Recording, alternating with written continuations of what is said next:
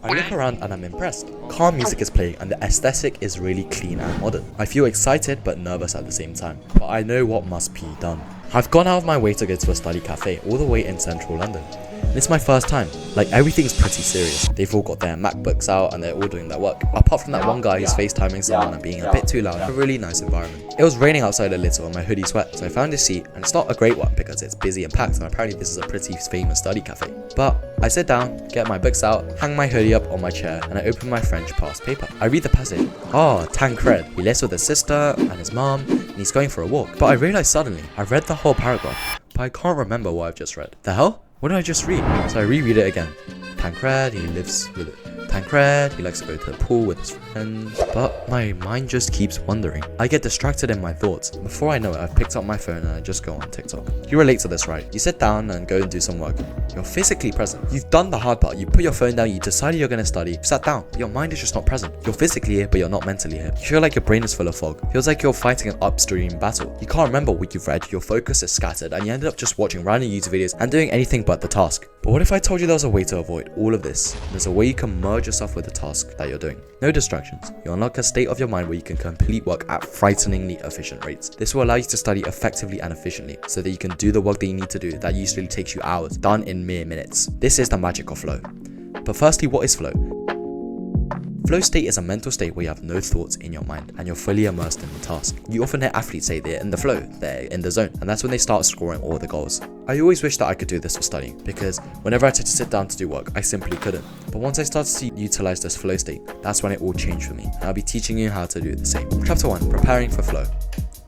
Firstly, your environment. Even the most focused person in the world will get distracted if they're in like the middle of like Mumbai and like the bustling streets with like motorbikes everywhere. You have to make sure that first your environment is set up for success. So firstly, make sure it's a comfortable spot where you can be sitting for at least an hour or two, and make sure there's no digital devices on your desk. You know, there was a study done where participants were given a test to do, and people with their mobile phone on their desk did worse than people who are high. Sober individuals did worse than people who are on substances just because they had their phone on their desk. So make sure there's no phones or distractions. But I go a step further to make sure there's nothing on your desk that you could get distracted by. Be ready. Get all the stuff you need ready on your desk. Open up the tasks you need, get the books out. Because for me, whenever I started, I realized midway that my book was in the other room, so I'd get up and leave and my focus would be ruined. Get all the stuff you need out on your desk and know what you need to do. Specific task clarity. Make sure your brain knows what you're going to do. Focus on the execution. If you have to use your brain points on like the preparation, your quality of your action will be lower. Saying like you're just gonna study, I'm just gonna like, do history work as your flow state, that's not gonna work. What are you gonna specifically do? I'm gonna write this 1,000 word essay on why 1947 Germany was a disaster. You know exactly what you're gonna do. This is all just step 1, preparing for flow. Pro bodybuilders don't load the weight.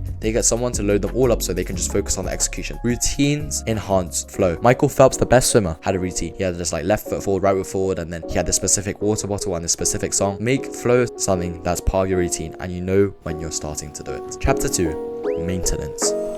As you sit down to do work, your mind is going to generate thoughts, but just focus on the page or your screen and acknowledge the urge to click away, but don't do it. It'll be really interesting. Be hyper aware, find out exactly when this thought hits. So you have the paper in front of you and you have the computer in front of you, and you're literally going to hear a voice in your head being like, I wonder if Mr. Beast just posted a YouTube video. Why don't I go on Discord? Oh, I should probably just scroll on YouTube. You feel this urge. Sometimes for me as I'm working, I literally just have muscle memory and my fingers go to the Alt tab on my keyboard, and I find myself Alt tabbing and typing up YouTube in the search bar because that's how bad it is. It's going to feel like a trudge. A trudge is the perfect way to describe it. On your way to the flow state, it's going to feel very hard to stay focused. You're going to have to keep going. Whenever you get this urge to click away, do another task, just focus onto the task you're doing and it'll start to get easier. You'll feel it in so many different ways, but the more you overcome it, the easier it gets. Some tips to have to make this easier is to have your PC or phone on grayscale, and it's also to squint at the words you're typing. This hyper focus on in the individual letters and the words you're doing. Noticing and being present is found to increase your focus. That's why this is a weird tip, but having your hood up and literally just squinting at the words on your screen and what you're writing can make it so that you're more immersed in the task. And chapter 3 is the flow state.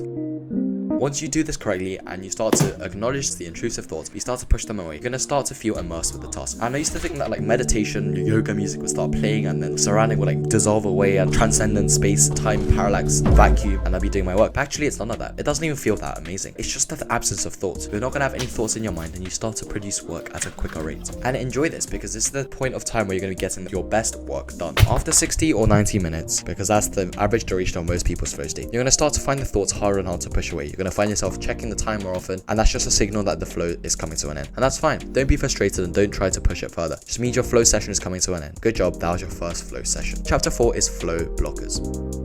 Your thoughts and memories is the biggest one. As you're doing work, you just randomly think of your high school memory. Your mom shouted at you like 4 years ago, you fell over and you embarrassed yourself. Your thoughts are a big distraction because obviously your phone notifications, all these things, you're gonna have turned off. And an actionable step right now is to go into your phone, put on do not disturb, make sure that there's no notifications that can come up. Because if you're trying to do work and you're trying to focus and then a notification sounds popping up, the like that's the worst thing you could be doing for your flow state. So make sure you have that all off. But aside from that, once you don't have these external stimuli, it's gonna be the internal stimuli, the thoughts that are going to start intruding. Once you expect it and you plan for this, it's going to be easier to acknowledge it and just push it away. Don't switch tasks either. Your flow state should be reserved for tasks that require a lot of your attention. Task switching to small tasks that don't matter is a big part of this. Oh yeah, let me just sort my pencil case. Oh, let me change my YouTube banner. Oh, let me just rename these files. Like doing shit that doesn't need to be done, but you do it anyway. You try and do the easy task because the big task feels hard. This is preventing you and limiting your progress. This makes it so that you're on the path of getting to flow and you're just really close, but then you switch the task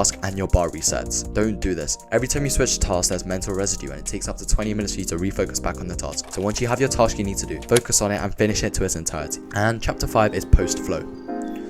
Get some rest. Flow is kind of like a lion. The lion hunts in sprints, but rests between, because otherwise they're not going to be able to perform at their optimal when they do need to sprint and hunt. Don't overtrain. Keep it consistent and keep it short. You can rinse and repeat, and after you take a break, you could jump straight back into it. And I find like, compared to other study tips and tricks, this works the best for me because I can just sit down, get the work that needs to be done. I'm not trying to like sit down and like romanticize studying, do like flashcards, pretty notes, highlighters. I'm just trying to get the work done. And so this is the best thing for me that works. While you're resting, do things that will make you relaxed and recharge. And this is the time where you can do the small leverage tasks, because it's kind of like you do the main quest, the hardest grind part of like your day in the flow activity. But now that you're resting and you're recovering, you can do the small tasks. You can check your emails, go on your phone, check Instagram. And if you want to go a step further, this is where you can be doing the small leverage tasks that actually do give you some kind of benefit, like flashcards. But another thing that I also really like doing is Brilliant. Brilliant is immersive and I just love their visual representations. It feels like I'm on a game every time I do it. And their scientific thinking course takes you on an interactive tour of our physical world. You'll engage with key scientific principles and theories, from simple machines like gears to pulleys to Einstein's theory of relativity. They let you learn by doing, and this is the thing I really like. It still feels like a game, but you're still learning so much. You can just slide and see how everything works, and there's a hand-on lesson. Whether it's building your own circuit to understand voltage or current, playing snooker to learn the rules of collision, there's so much more to be done. To try everything Brilliant has to offer for free for a full 30 days, visit brilliant.org/jspark or click on the link in the description.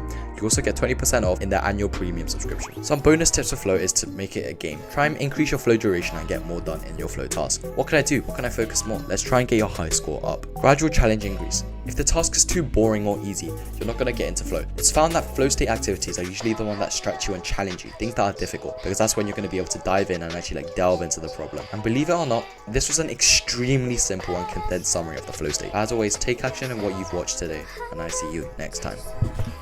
Now listen, if you're watching this, you're probably an ambitious student with big goals, and you'll know more than anything that your ability to focus and get good grades will be the thing that separates you from the rest and determine the rest of your life. So if you want to learn exactly how I went from struggling in school to becoming one of the best without having to study for hours upon hours, click the link in the description for a free video where I tell you exactly how. It's helped tons of other students, and make sure to watch until the end. It might change your academic career. I'll see you there.